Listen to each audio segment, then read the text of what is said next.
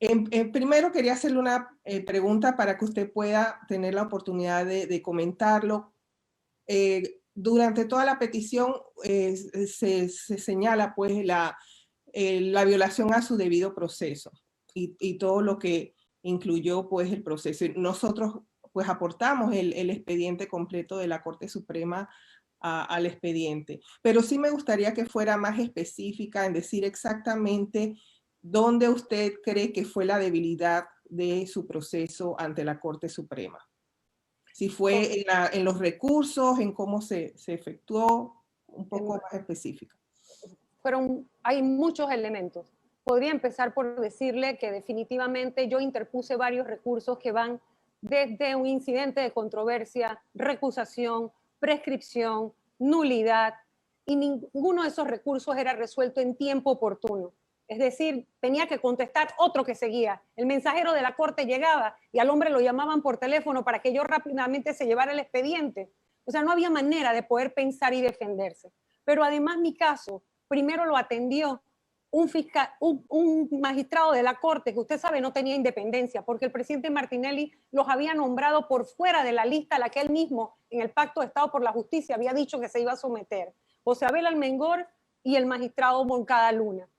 El magistrado Almengor se declara impedido un 20 de enero y el 28 de enero del año 2010, 5 días hábiles después, ya había unas medidas cautelares en mi contra que me impedían no solo defenderme porque me quitaban el salario, no podía ni pagar un abogado si fuera el caso. O sea, me sacaban del cargo, me impedían salir del país, pero tampoco podía yo tener derecho a un salario.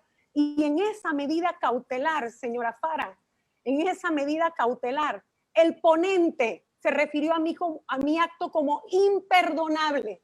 Desde el mismo momento de mi medida cautelar, a mí ya se me estaba condenando. ¿Y quiere saber algo más sobre la independencia y la fragilidad institucional?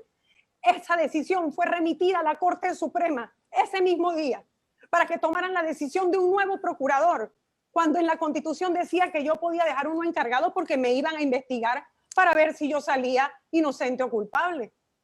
Así que yo le puedo mencionar una serie de hechos que se dieron en ese expediente que definitivamente dan cuenta de la manipulación de la justicia. ¿Con qué independencia se me atendió a mí?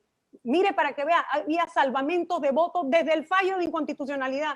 Venimos viendo salvamentos. Y los magistrados que estaban comprometidos con Martinelli, esos definitivamente eran los que estaban haciendo la tarea. Muchas gracias. Y bueno, yendo un poco hacia lo que menciona sobre el Pacto de Estado por la Justicia, y mirando un poco en futuro, porque parte de las decisiones que se toman cuando el Sistema Interamericano de Derechos Humanos se activa, son recomendaciones al país para, bueno, para mejorar en aquellas cosas en las que se considera que haya habido un fallo o una debilidad. En ese sentido, el Pacto de Estado por la Justicia ha participado en las últimas selecciones de magistrados. De hecho, usted tuvo la oportunidad de participar en esas comisiones en ese momento como representante de la Asamblea de Diputados. ¿Cómo usted cree que ese pacto está apoyando a la independencia judicial? ¿Cree que está siendo efectivo o cree que debemos seguir mejorando la forma en que se eligen los magistrados y los procuradores de la nación? Mire, usted pregunte si le hicieran caso a las recomendaciones del Pacto de Estado por la Justicia, este país ya fuera otro.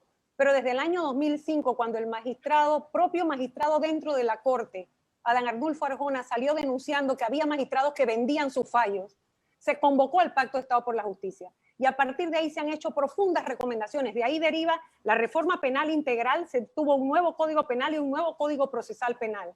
Pero solo eso, y la justicia comunitaria de paz. 3 reformas importantes. Pero en otras cosas sustanciales, usted sabe muy bien lo de la carrera judicial, mire el tiempo que lleva y todavía no los dotan de los recursos y no hay independencia de los jueces. Pero además, el mecanismo para poder designar magistrados y procuradores sigue siendo el mismo. Y además de eso, el proceso como el mío demuestra que no se puede juzgar al primer fiscal de la nación, ni en única instancia, y mucho menos solamente por el procurador de la administración. Otra pregunta, y siempre intentando buscar una forma de mejorar y fortalecer nuestros elementos de justicia. Desde su punto de vista, la elección de los procuradores generales de la nación han sido políticas. ¿Cuál es la diferencia que usted vio entre su elección como Procuradora General de la Nación y los siguientes procesos de selección? Mire, la diferencia no es solo la elección. Hay países con buena democracia que los presidentes deciden. El problema es la injerencia de los presidentes. Presidentes que no se aguantan de no meterse para que los procuradores cumplan sus periodos. En este que llevamos ahorita mismo ya han renunciado 2 procuradores. Y porque yo le dije al señor Martinelli en televisión, le contesté que yo no le iba a renunciar. Porque aquí me vinieron a pedir la renuncia en mi propia casa. Y les dije, en televisión se lo dije, lo pueden buscar, eso está en un programa. O usted me mata, o yo me muero, o usted me inventa un caso. Y eso fue lo que hizo. Dice, mi esposo, gracias a Dios, no te mató. Porque definitivamente lo que ellos quieren es la manipulación del Ministerio Público. Entonces, ¿cuál es la diferencia? Es la persona que llega al cargo y que los presidentes se tomen la decisión de no meterse, de respetar la independencia del Ministerio Público. Pero bueno, ya usted ve lo que tenemos ahorita. ¿Y por qué tenemos esto ahorita? Porque mi caso no ha tenido consecuencias. El día que haya un resultado de mi caso, van a coger miedo los presidentes y van a aprender a no meterse en la justicia. Y eso es lo que yo aspiro para mi país.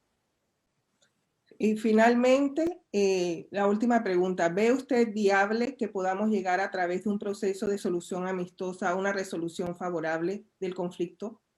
Yo no sé, eso lo ven con mis abogados, porque ya yo estoy hasta aquí, mire. Eso ya hablaron, usted se acuerda, usted estaba en legal cuando yo fui a verla, le hablé, usted estuvo en el gobierno pasado. La primera vez que me escucharon en Cancillería fue con la canciller anterior, una mujer, tenía sensibilidad de género. Usted también me escuchó y tuvimos la primera intención. Y de ahí más nunca. Entonces ya uno termina no creyendo. Allá hable con los abogados, hablen con el sistema, hagan lo que tengan que hacer, pero esto reparémoslo porque mientras no haya consecuencias, la institucionalidad del país va a seguir puesta abajo y este país está casi al punto de no retorno. Muchas gracias. Esas serían las preguntas por parte de la representación del Estado.